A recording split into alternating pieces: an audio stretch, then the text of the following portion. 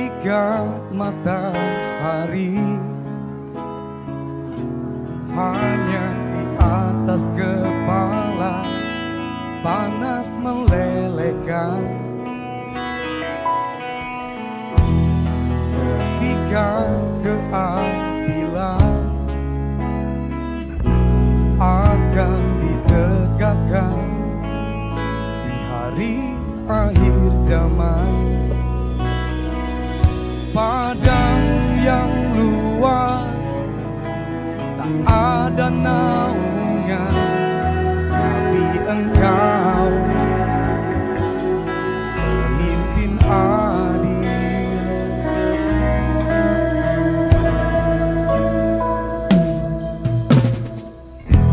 Setiap manusia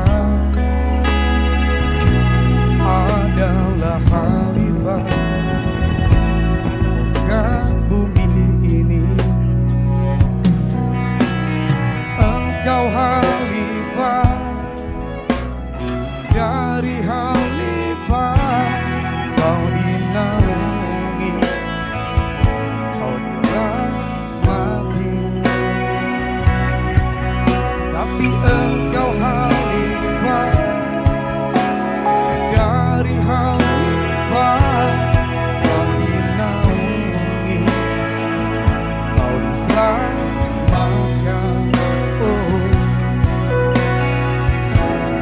Dari hari pembalasan,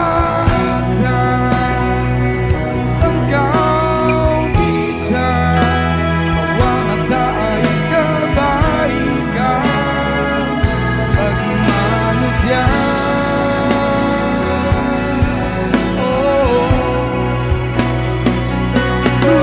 Kuasamu juga bisa menenggelamkan umat manusia.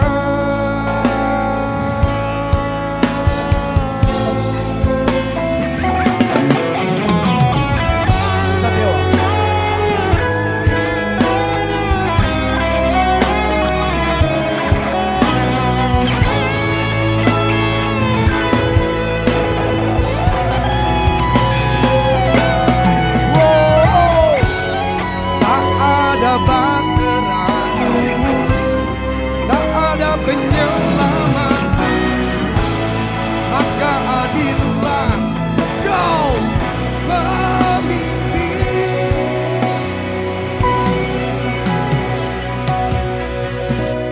Engkau khalifah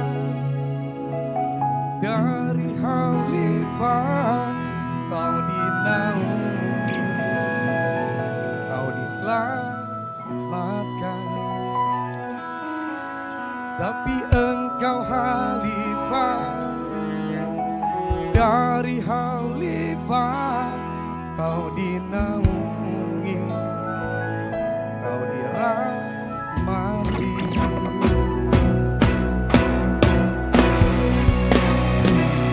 Engkau bisa mewarnai kebaikan bagi manusia.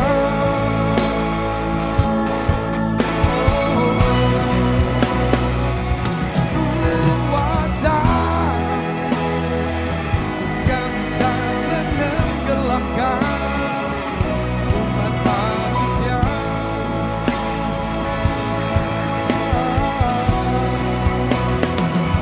Engkau bisa mewarnai kebaikan bagi manusia.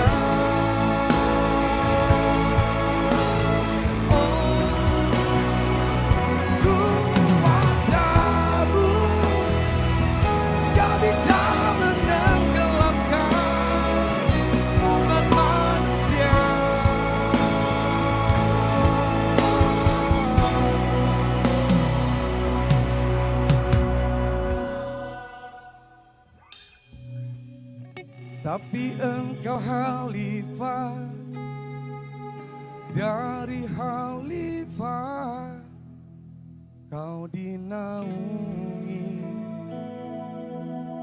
kau diselamatkan. Assalamualaikum warahmatullahi wabarakatuh.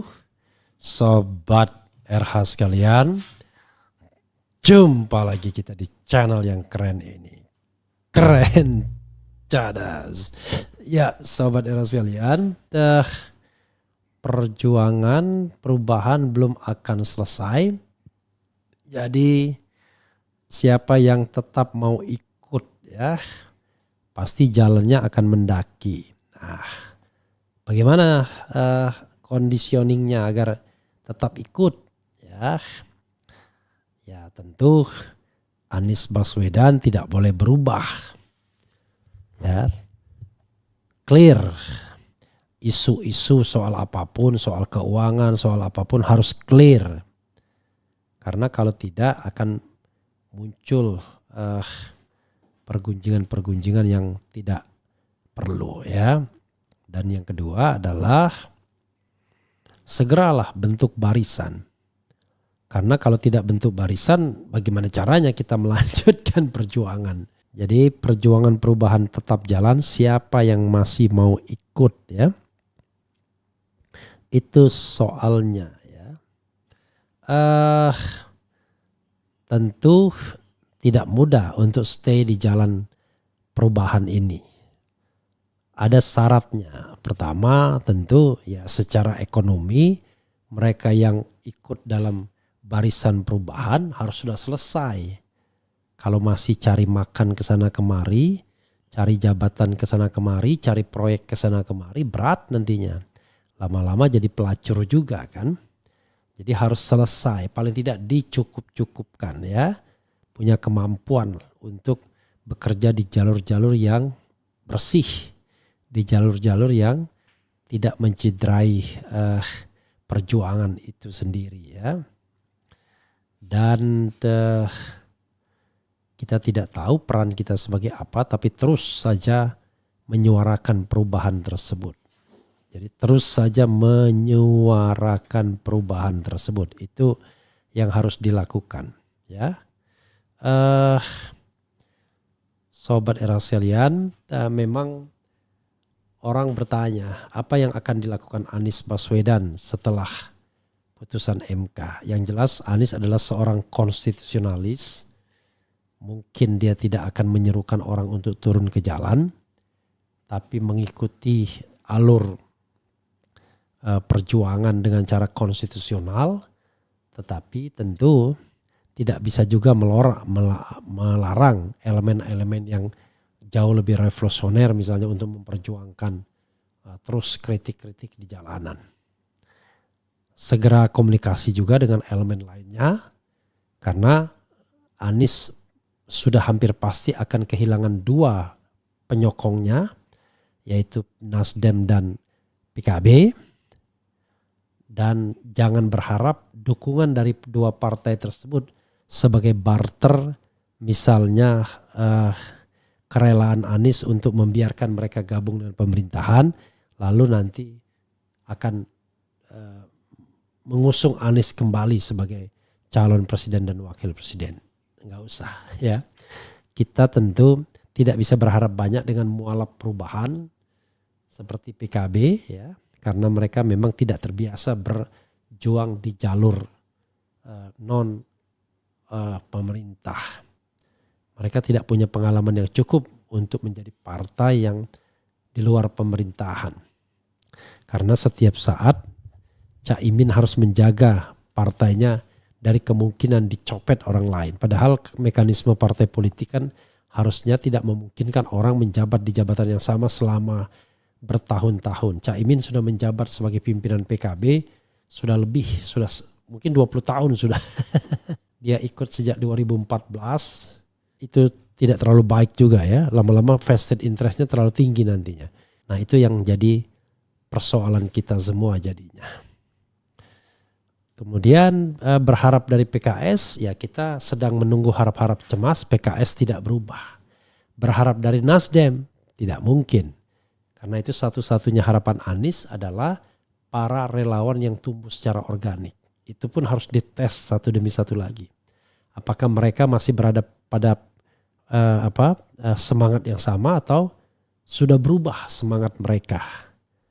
Ya, karena sekali lagi ada yang relawan mengatakan sudah gabung dengan Nasdem.